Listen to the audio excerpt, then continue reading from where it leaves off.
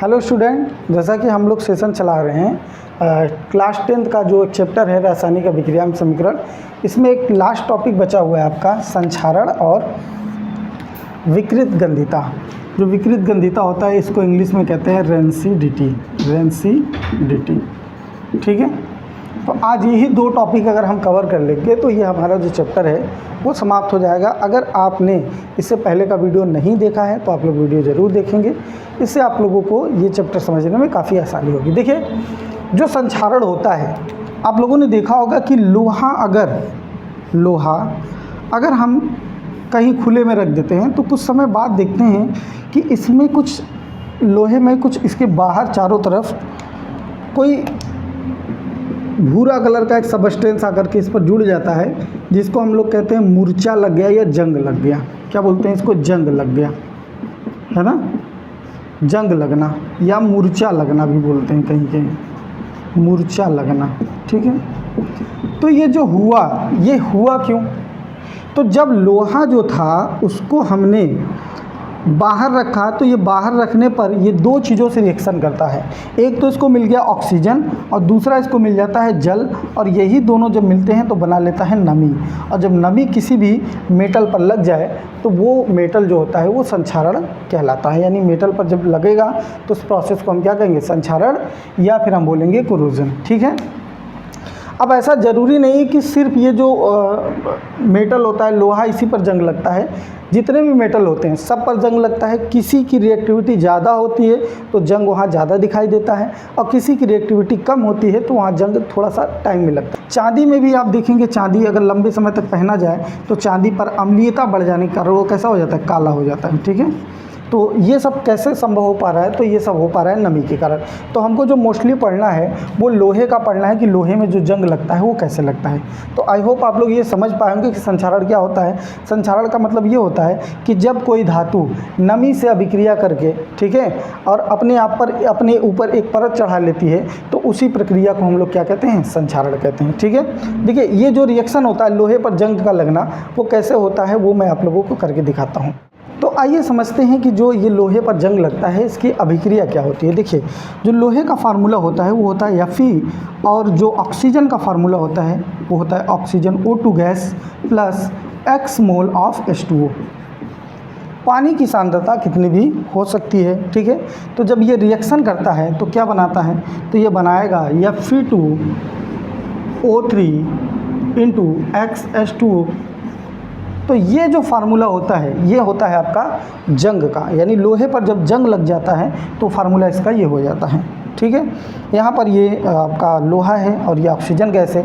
Oxygen gas और जल जब मिलता है तो उसी को हम लोग कहते हैं नमी, और ये नमी जब आयरन से मिलता है तो ये फिर क्या बना लेता है? जंग, है ना। अब ये जो रिएक्शन है इसको आप बैलेंस कर लीजिएगा। तो यहाँ पर अगर मैं ऑक्सीजन को बैलेंस करूँ तो ऑक्सीजन यहाँ 3 1 4 है, जबकि यहाँ पर कितना है? 3 है। तो यहाँ पर मैं ऐसा कर देता हूँ कि यहाँ पर, अच्छा यहाँ Fe भी 2 है, तो अगर यहाँ पर मैं 2 करूँगा, ठीक है, तो इधर अगर मैं 2 करता हूँ तो ऑक्सीजन नहीं बैलेंस होगा। तो यहाँ पर आपको करना पड़ेगा कितना? यहाँ करना पड़ेगा 3, तो हो जाएगा 3 दूना 6 और 6, और यहाँ पर आप 2 कर दीजिए। 6 2 कितना हो जाएगा? 8, और यहाँ आप 2 लगा दीजिए, कितना हो जाएगा? 3 दूना 6, और इधर 2 ऑक्सीजन है तो कितना हो जाएगा? 8। हाइड्रोजन 2 और दूना 4 हो गया, और हाइड्रोजन इधर 2 दूना 4 हो गया, और Fe कितना हो गया? तो 2 दूना 4, और ये हो जाएगा आपका 4। तो इस तरीके से समीकरण को आप संतुलित कर लेंगे। देखिए, समीकरण संतुलित करना मैंने आप लोगों को इससे पहले के वीडियो में बताया था। अगर आपने नहीं देखा है तो आप ज़रूर देख लीजिएगा कि समीकरण को संतुलित कैसे करते हैं। ठीक है, अब सवाल ये आता है कि जो लोहे पर जंग लगता है ना, इसको या किसी भी मेटल पर, किसी भी धातु पर जो जंग लगता है उसको कैसे हम लोग बचा सकते हैं। ठीक है, तो आइए डिस्कस करते हैं इस पर। ठीक है, लोहे पर जो जंग लगता है उसको बचाने की कई विधियां हैं। जैसे लोहे के ऊपर हम क्या करें? लोहे के ऊपर अगर हम पेंट कर दें, क्या कर दें, अगर पेंटिंग कर देते हैं तो लोहा जो होता है हमारा, क्योंकि पेंटिंग करने से क्या होता है, मान लीजिए लोहा है, अगर इसके ऊपर पेंट हम कर देंगे, पेंट हमने कर दिया तो ये दो चीज़ों का तो प्रतिरोध करेगा, किसका, जो ऑक्सीजन गैस आ रही है इसको टच नहीं करने देगा इससे, दूसरा चीज़ नमी को भी इसके अंदर जाने नहीं देगा। तो जब दोनों चीज़ें, ये जो जल और ऑक्सीजन है, ये दोनों संपर्क में नहीं आएंगे तो ये जो हमारा जंग लग रहा है तो ये क्या होगा, जंग से बच जाएगा। आप लोगों ने देखा होगा कि जो लोग साइकिल वाइकिल चलाते हैं तो साइकिल चलाते वक्त क्या करते हैं कि जब बारिश आती है, बारिश आने से पहले वो अपने रिंग में जो रहता है ना, जो उनका रिंग रहता है साइकिल का, उसके चारों तरफ जो होता है ग्रीस का लेप लगा देते हैं।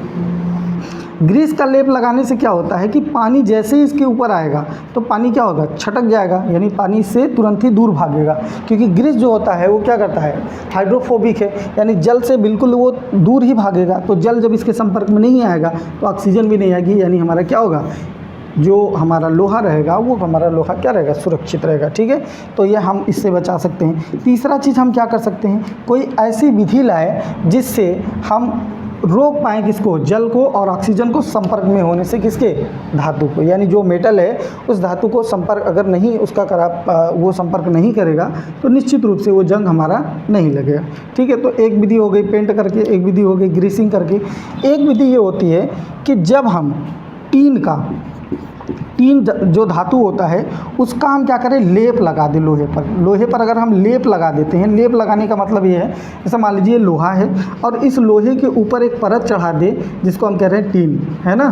तो टीन की परत चढ़ाने से क्या होगा, टीन चूँकि बहुत एक तरीके से थोड़ा सा रिएक्टिव कम होता है, तो जो ऑक्सीजन और जो H2O है वो इसके संपर्क में जैसे ही आता है वो रिएक्शन करने नहीं देता है। तो इस प्रोसेस से भी हमारा जो धातु होता है वो सेफ होता है। और इस प्रोसेस को टीन का जो लेप किया जाता है, इस प्रोसेस को हम लोग कहते हैं गैल्वेनीकरण। तो याद रखिएगा, अगर परीक्षा में आ गया कि गैल्वेनीकरण किसे कहते हैं, तो टीन का जो लेप लगाया जाता है किसी भी धातु के ऊपर, लोहे के ऊपर, जिससे वो क्या होता है, नमी को दूर करता है, तो इसी प्रोसेस को हम कहते हैं गैल्वेनीकरण। ठीक है, तो संचारण का जो टॉपिक है वो इतना ही है। आई होप आप लोग संचारण के बारे में समझ गए होंगे। आइए हम लोग डिस्कस करते हैं विकृत गंधिता।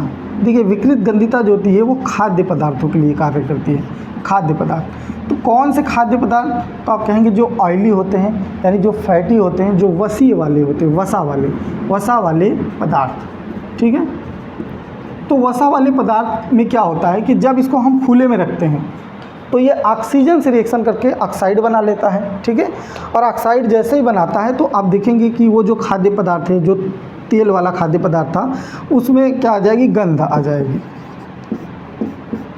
वो क्या हो जाएगा, वो नम हो जाएगा। ठीक है, और कुछ समय बाद अगर ध्यान हम नहीं देंगे तो क्या होगा, वो ख़राब हो जाएगा। मतलब किसी भी खाद्य पदार्थ में, परिभाषा क्या लिख सकते हैं, किसी भी खाद्य पदार्थ में यदि ऑक्सीजन अभिक्रिया करके ऑक्साइड बना ले तो इसी प्रक्रिया को हम लोग कहते हैं विकृत गंधिता। क्या कहते हैं, विकृत गंधिता।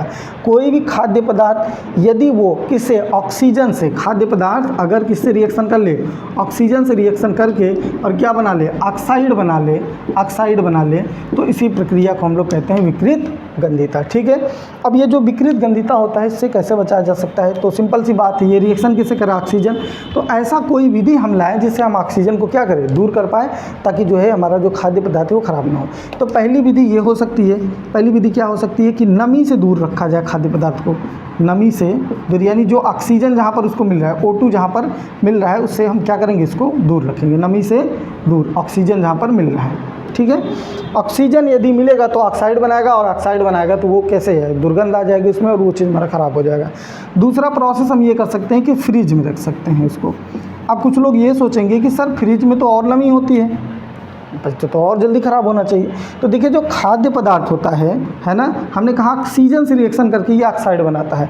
तो ध्यान रखिए, जो फ्रिज का जो इंटरनल एटमॉस्फेयर होता है, वो फ्रिज का अंदर का जो माहौल होता है पूरा अक्रिय होता है। क्यों अक्रिय होता है, क्योंकि इसमें जो होता है अक्रिय गैस मिलाई जाती है ना। कौन सी गैस मिलाई जाती है, तो CFC रहता है प्लस नाइट्रोजन होता है, और ये दोनों गैसें क्या होती है, अक्रिय होती हैं। तो जब अक्रिय है तो ये ऑक्सीजन के एग्जिस्टेंस को रखने नहीं देगा, ऑक्सीजन गैस जहाँ भी जाएगा उसको निकाल देगा। तो जैसे ऑक्सीजन निकाल देगा तो ये जो ऑक्साइड की परत चढ़ रही है खाद्य पदार्थ पर, वो चढ़ेगी नहीं, यानी हमारा खाना जो रहेगा वो सेफ रहेगा खाद्य पदार्थ। आप लोग ने देखा होगा कि जो चिप्स का पैकेट होता है, चिप्स वाला पैकेट वो बहुत ज़्यादा भरा होता है, एकदम हुमुच के उसमें जैसे गैस भरा होता है, ठीक है। तो गैस क्यों रहता है? कुछ लोग सोचते हैं गैस भरा रहे ताकि वो बड़ा दिखाई दे, तो ऐसा रीज़न नहीं है। उसका रीज़न ये होता है कि उसमें नाइट्रोजन गैस भरी जाती है ना। नाइट्रोजन गैस एक अक्री गैस होती है, और जब ये भरी जाती है तो क्योंकि ये चिप्स तो एक दिन में तो बिकेगा नहीं, हो सकता है 15 दिन 20 दिन 1 महीना भी लग जाए, तो वो वहाँ इसको बंद करके रख दिया जाता है ताकि ये हमारा क्या रहे, चिप्स जो है वो सेफ रहे, ठीक है, और ये लंबे समय तक ख़राब नहीं होगा। अब सवाल ये भी हो सकता है सर अक्री गैस तो हीलियम भी हो सकता है, तो क्या हीलियम को नहीं भर सकते?